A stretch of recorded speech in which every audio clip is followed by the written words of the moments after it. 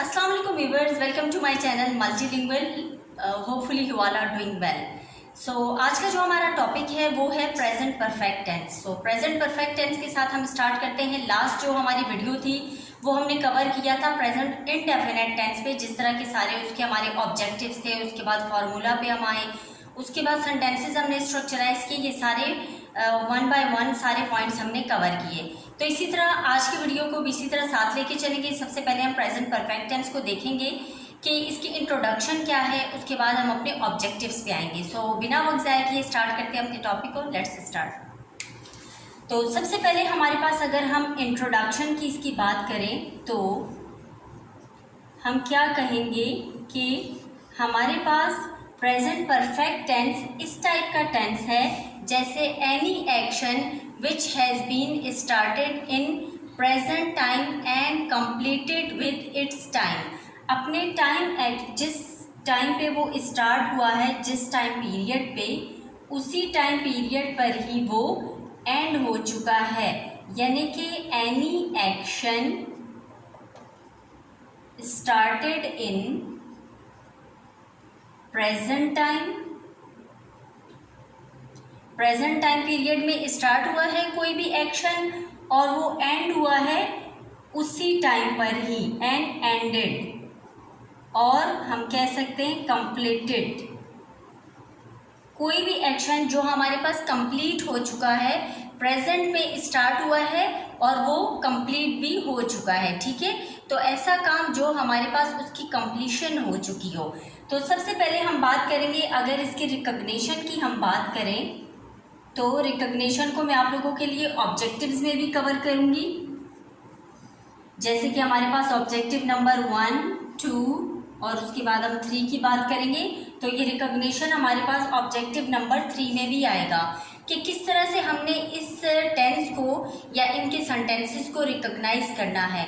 लेकिन अगर मैं उर्दू की बात करूं तो आप लोगों को अभी इन द बिगनिंग ही मैं बता दूं कि उर्दू के जो हमारे सेंटेंसेस हैं वो है चुका है, चुकी है और चुके हैं। यानी कि ये काम हो चुका है, वो जा चुके हैं, वो बच्चे स्कूल जा चुके हैं, तालिब इल्म क्लास में शोर कर चुके हैं या तालिब इल्म क्लास में पढ़ चुके हैं, टीचर बच्चों को पढ़ा चुकी है। तो इस तरह के हमारे पास जितने भी सेंटेंसेस बनते हैं ये है प्रेजेंट परफेक्ट टेंस। तो अगर हम इसकी बात करें ऑब्जेक्टिव्स की तो हमारे पास यहाँ पे 2 ऑब्जेक्टिव्स आ रहे हैं। सबसे पहले जो इसका ऑब्जेक्टिव है वो हमारे पास है हेल्पिंग वर्ब, जो कि मेन पॉइंट है। हमारे पास प्रेजेंट परफेक्ट टेंस में हेल्पिंग वर्ब क्या यूज होता है, हैज़ और हैव। हमारे पास 2 टाइप के हेल्पिंग वर्ब यूज होते हैं प्रेजेंट परफेक्ट टेंस में, हैज़ और हैव। और उसके बाद अगर हम बात करें कि यहाँ पे हमारे पास एक्शन वर्ब कौन सा यूज होता है, वर्ब की जो 3 फॉर्म्स हैं उसमें से कौन सा फॉर्म यहाँ पे जो है यूज होता है इस टेंस में। तो हम देखेंगे यहाँ पे कि ये हमारे पास परफेक्ट टेंस है। तो जब बात परफेक्ट की आ रही है स्टूडेंट्स, तो we must use over here third form of the verb, third form. तो हम थर्ड फॉर्म का इस्तेमाल करते हैं। ठीक है, ये भी हमारे पास क्लियर हो गया, क्योंकि हम किसी ऐसे एक्शन की, ऐसे टाइम पीरियड की बात कर रहे हैं जो कि कंप्लीट हो चुका है। तो उसकी कंप्लीशन की जब बात हो गई, we must use over here third form of the verb, जो कि हमें ये सेंस देता है कि ये काम कंप्लीट हो चुका है या ये जो एक्शन है ये कंप्लीट हो चुका है। ठीक है, तो यहाँ पे ऑब्जेक्टिव्स में हम रिकग्निशन की भी बात करते हैं कि उर्दू के जो जुमले हैं इनमें चुका है, चुकी है और चुके हैं। एज आई टोल्ड यू कि यहाँ हमारे पास उर्दू के जो सेंटेंसेस हैं वो इस तरह के वर्डिंग पर जो है उनकी एंडिंग हो जाएगी। इससे हम रिकग्नाइज करेंगे या टेंस को आइडेंटिफाई करेंगे। इससे हमें आइडेंटिफिकेशन में भी आसानी होती है स्टूडेंट्स, क्योंकि अगर इंग्लिश के जुमलों की बात हो तो हैज़ और हैव और third form of the verb होगा हमारे पास, जिससे हम रिकग्नाइज करेंगे या टेंस को आइडेंटिफाई करेंगे कि ये कौन सा टेंस है हमारे पास। और अगर उर्दू के जुमलों की बात करें तो ये वर्ड आएंगे चुका है, चुकी है, चुके हैं। तो इससे यहाँ पे हम ये रिकॉग्नाइज करेंगे, आइडेंटिफाई करेंगे अपने टेंस को। तो identification as we know that कि बहुत इंपॉर्टेंट पॉइंट है हमारे टेंसेस का। तो स्टूडेंट्स आप लोगों को ये तमाम क्लियर हो चुका होगा। एक डायरी ले लें और अपने तमाम ये जो पॉइंट्स है उस पर नोट कर लें। नेक्स्ट पॉइंट हम देखते हैं कि इसका फॉर्मूला किस तरह से बनता है इन टेंसेस का। सो स्टूडेंट्स, कुछ पॉइंट्स मैंने आप लोगों को कहा कि grab your diary and note into your diary, कुछ पॉइंट्स बहुत इंपॉर्टेंट होते हैं। तो अब हम लेके चलते हैं फार्मूला को कि हमारे पास इस टेंस का फार्मूला क्या है। फार्मूला जितने भी टेंसेस हमारे पास जा रहे हैं सबका सेम होता है। As we know that subject plus helping verb plus कोई भी एक्शन वर्ब, जो भी हमारे पास एक्शन वर्ब होगा किसी भी टेंस का, प्लस ऑब्जेक्ट। ठीक है, क्लियर हो गया। तो यहाँ पे हमारे पास अगर हम प्रेजेंट परफेक्ट टेंस की बात करें स्टूडेंट्स, तो हमारे पास क्या आएगा formula, subject plus has and have, यानी कि हमारा helping verb plus third form of the verb, verb की थर्ड फॉर्म प्लस ऑब्जेक्ट।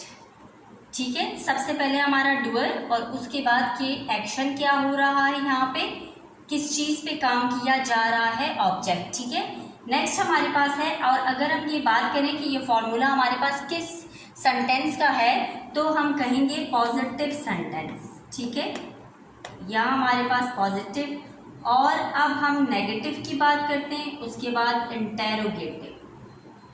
ठीक है, नेक्स्ट हमारे पास स्टूडेंट्स है नेगेटिव। तो नेगेटिव के लिए हम देखते हैं सब्जेक्ट एज इट इज आएगा plus has have as it is plus not. सिर्फ यहाँ पे हमने क्या है, क्योंकि हम एक मनफी जुमले की बात कर रहे हैं, नेगेटिव जुमलों की बात कर रहे हैं, so we must use over here not, जो कि एक नेगेटिव का सेंस दे रहा है, इनकारिया जुमलों की बात हो रही है। ठीक है, plus third form of the verb plus object, और उसके बाद फुल स्टॉप, फुल स्टॉप। इसे आप लोग थोड़ा कंसिडर करें students. Most of the time ऐसा होता है कि हम इंट्रोगेटिव में तो हम उसे कंसिडर करते हैं क्वेश्चन मार्क को, लेकिन हमारे पास जो पॉजिटिव या नेगेटिव सेंटेंसेस होते हैं, हम अपने जो ये पंक्चुएशन मार्क्स होते हैं इनको बहुत ज़्यादा नेग्लेक्ट करते हैं, तो इन्हें भी हमें कॉन्सेंट्रेट करना चाहिए। नेक्स्ट हमारे पास है इंट्रोगेटिव सेंटेंसेस। इंट्रोगेटिव में सबसे बड़ा चेंज हमारे पास क्या आता है कि हम हैज़ और हैव को इन द बिगिनिंग यूज़ करते हैं, in the beginning of the sentence, जो हमें ये सेंस देता है कि यहाँ पे सवालिया जुमला है या सवाल किया जा रहा है। सो यहाँ पे हम यूज़ करेंगे हैज़, और फिर उसके बाद हैव, देन सब्जेक्ट, फिर उसके बाद third form of the verb, then object plus question mark. अब हम इन सेंटेंसेस को स्टूडेंट्स स्ट्रक्चराइज करते हैं और देखते हैं कि हमारे पास कौन सा वर्ड कहाँ पे यूज़ होगा, एप्लीकेबल होगा, और कौन सा वर्ड कहाँ पे एप्लीकेबल नहीं होगा। ओके स्टूडेंट्स, नेक्स्ट हमारे पास जो पॉइंट है, एज आई टोल्ड यू, अब हम सेंटेंसेस को स्ट्रक्चराइज करते हैं। ठीक है, अब हम स्ट्रक्चर बनाएंगे सेंटेंसेस के कि किस तरह से हमारे पास होंगे। जो मैंने बताया है हम उसी को फॉलो करेंगे, हैज़, हैव और third form of the verb, third form of the verb. ठीक है, हैज़ हैव को अगर हम कैटेगराइज करें, क्योंकि यहाँ हमारे पास इस टेंस में दो टाइप के हेल्पिंग वर्ब हैं, हैज़ और हैव, तो हम इसे डिफरेंट कैटेगरीज में डिवाइड करेंगे। जितने हमारे पास सब्जेक्ट्स हैं उसे हम डिवाइड करते हैं कि किसके साथ हैज़ यूज़ होगा, किसके साथ हैव यूज़ होगा। ठीक है, तो सबसे पहले हमारे पास हैज़, ही, शी, इट, इनके साथ हमारे पास यूज़ होगा हैज़। ठीक है, और कोई भी सिंगुलर नेम, कोई भी सिंगुलर नेम इसके साथ हमारे पास यूज़ होगा हैज़। और हैव कहाँ पे हमारे पास यूज़ होगा स्टूडेंट्स, हैव यूज़ होगा वी, दे, यू, आई, और कोई भी प्लूरल नेम, कोई भी प्लूरल नेम्स होंगे उनके साथ हमारे पास हैव यूज़ होगा। तो इसे भी हमने कैटेगराइज कर दिया, डिफरेंट हमारे जो सब्जेक्ट्स हैं, डूअर्स हैं, उसमें हमने डिफरेंटली इसे डिवाइड कर दिया कि हैज़ किस किस के साथ यूज़ होगा और हैव कहाँ कहाँ पे यूज़ होगा।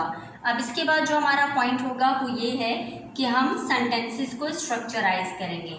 सबसे पहले हम एक सेंटेंस स्ट्रक्चराइज करते हैं, वो खाना पका या बना चुकी है। यह हमारे पास सेंटेंस है। अब हम इसे यहाँ पे स्ट्रक्चर बनाते हैं इसका। She has cooked food. Clear, ये हमारे पास हो गया। अब नेक्स्ट अगर हम नेगेटिव की बात करें तो फिर हम नेक्स्ट सेंटेंस अपना नेगेटिव में बनाते हैं। वो अपना काम नहीं कर चुके हैं। वो अपना काम नहीं कर चुके हैं मैंने यूज किया है। सो दैट्स मीन कि मैं एक से ज़्यादा लोगों की बात कर रही हूँ। So we must use over here they. ठीक है, हैव के साथ they. They have not completed their work। Clear, ये हमारे पास नॉट का इस्तेमाल हो गया यहाँ। तो नॉट हमें क्या सेंस दे रहा है यहाँ कि हम मनफी जुमलों की बात कर रहे हैं, इनकारिया जुमलों की बात कर रहे हैं, नेगेटिव की बात कर रहे हैं। क्लियर, तो दे हैव, दे के साथ हमने यूज़ किया have as I told you. Next हमारे पास अब थर्ड पॉइंट है जो कि हम अपना सेंटेंस यूज़ करेंगे इंट्रोगेटिव में। क्या वो आ चुके हैं? Have they come? Have they come? तो यहाँ as we know that come, उसके बाद केम और थर्ड फॉर्म कम, तो यहाँ हमने थर्ड फॉर्म ही यूज़ किया। हैव दे कम, सॉरी यहाँ आएगा हमारा क्वेश्चन मार्क। हैव दे कम, क्या वो आ चुके हैं? तो यहाँ पे हमारा ये टॉपिक जो है कंप्लीट हो चुका है स्टूडेंट्स। होपफुली कि आप लोगों को अच्छे से समझ आ गया होगा। और मैं आप लोगों को हमेशा वीडियो के एंड में एक अच्छी सी सजेशन देती हूँ कि अपनी डायरी में ये तमाम जो पॉइंट्स हैं नोट किया करें, ताकि आपको आपके फिंगर टिप्स पे जो हैं ये तमाम जितने भी टेंसेज हैं बहुत अच्छे से आपको क्लियर हो जाएं, याद हो जाएं, मेमोराइज हो जाएं। तो आप क्या करें कि जब आप वीडियो देख लेते हैं आप एक छोटी सी प्रैक्टिस किया करें जिसमें आप 8 से 10 जुमले या 15 सेंटेंसेस आप खुद जो है इसे सेंटेंसेस मेकिंग करें। और जब आप खुद बनाएंगे पहली दफ़ा गलत बनेगा, दूसरी दफ़ा रॉन्ग बनेगा, उसके बाद आपको सेंटेंस के स्ट्रक्चर समझ आएंगे और आप उस स्ट्रक्चर को फॉलो करते करते बहुत अच्छे से सेंटेंस बनाने लग जाएंगे and you will became good in your learning English sentences और टेंसेस। तो उम्मीद करती हूँ आप लोगों को बहुत अच्छे से समझ आई होगी। व्यूवर्स, मिलते हैं इंशाल्लाह नेक्स्ट वीडियो में नए टॉपिक के साथ। अपना बहुत सारा ख्याल रखिए, मेरे चैनल का भी। अल्लाह हाफ़िज़।